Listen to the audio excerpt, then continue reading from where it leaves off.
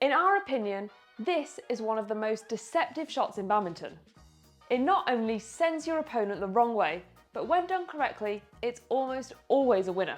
Oh, and it can be used in both singles and doubles too. Perfect.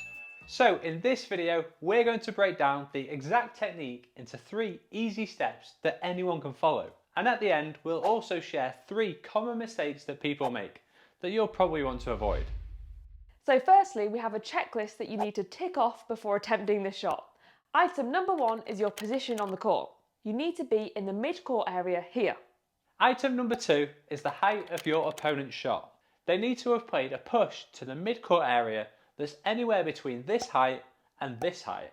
Yeah, and this is really important because if their shot is too high, you can't play this deceptive shot with the right technique. Plus, they'll be in more of a defensive positioning and more ready for any shot. And of course, if you're too low, then your deceptive shot will have to go upwards, which gives your opponent a lot more time to react. And lastly, item 3 is what shot your opponent has actually played. We found that you can only really play this deceptive shot when your opponent has played a straight push. A cross-court push makes it harder to time the shuttle properly, and if your opponents have played their shot cross, this means they're already on this side of the court, so there's no space for you to hit your shot into. Now you might be thinking, those 3 things are a lot to think about in the little time I have after my opponent hits their shot. And yes, it is. But over time, you'll increase the speed that you think about them and can make your split-second decision.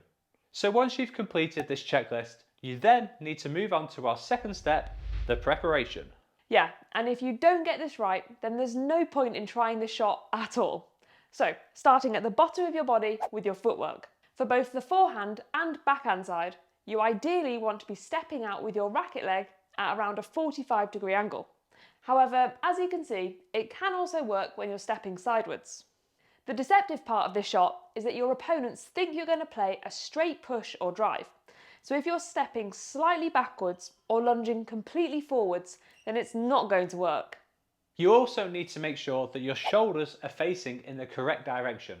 And this is important as it gives yourself the space to play the shot. So if you're stepping at this 45-degree angle on either your forehand or backhand side, then your shoulders should be facing in the same direction. But if you're stepping sideways on your forehand side, then your shoulders would face further forwards. And if you're stepping sideways on your backhand side, then your shoulders would actually face more sideways. Okay, now the last part of your preparation is your grip. On the forehand side, you want to be in a forehand grip with your thumb creeping up a tiny bit onto the bevel. And for the backhand side, you usually want to be in a backhand grip. This is unless you're stepping out to the side, in which case you'd need to change to a bevel grip to be able to play it cross.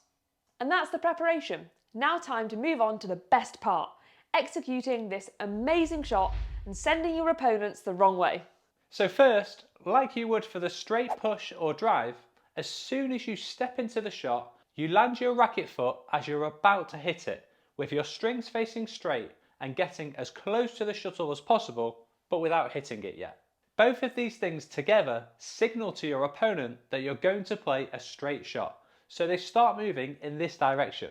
Then 2 things happen in a very quick sequence. You move your body weight backwards to give yourself the swinging space to add power to your cross-court drive, and you might need to do this a little bit more on your backhand side. The second part is dropping your elbow down and backwards towards your body.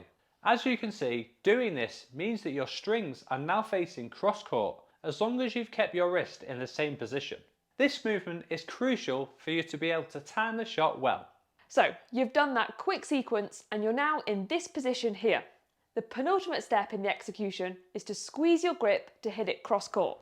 This is really important if you want to play a good, powerful shot. If you think this is an area you'll struggle with, then you can practice by getting someone to throw shuttles in and work on creating power with a really short swing.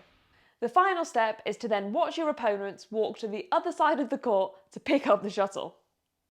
As we mentioned at the start of this video, we've seen a lot of people try this shot but fail to do it. And this is usually because they're making one of 3 common mistakes. So before you go off and start trying this shot for yourself, Listen closely so that you don't make one of these too. Common mistake 1 is not having enough commitment. And what we mean by this is that if you don't really commit to showing a straight shot, and then you don't really commit to quickly pulling your elbow back, a lot can go wrong. Commitment is what makes this shot deceptive, so you need to really go for it. Common mistake 2 is not having played a straight shot in the match first. You need your opponents to think that a straight shot is a shot that you frequently play, which again really adds to the deception. This isn't absolutely essential though, as shown by Greg doing it at 1-1 here. But maybe the Koreans had seen a lot of straight shots in our previous matches. And common mistake 3 is actually overusing this shot.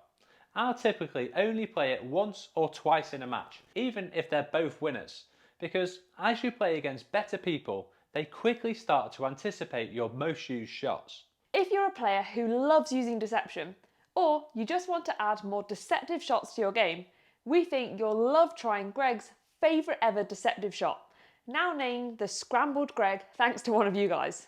We'll link our video on that here if you want to learn that too. And of course, make sure you've smashed the subscribe button if you haven't already, so that YouTube can serve you up with some more badminton insight.